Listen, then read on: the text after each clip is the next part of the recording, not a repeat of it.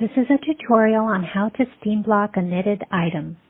You'll need some blocking mats, enough to fit the size of your knitted piece, T-pins, and a steam iron. In this example, we're blocking a dishcloth.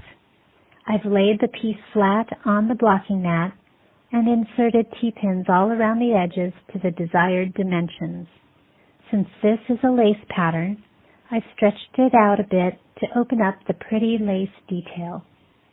Take your iron, set the steam to medium or high, and this is important.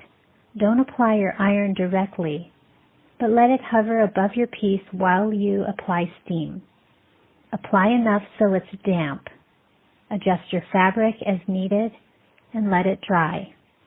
If you have any questions, contact us at Knit Chats.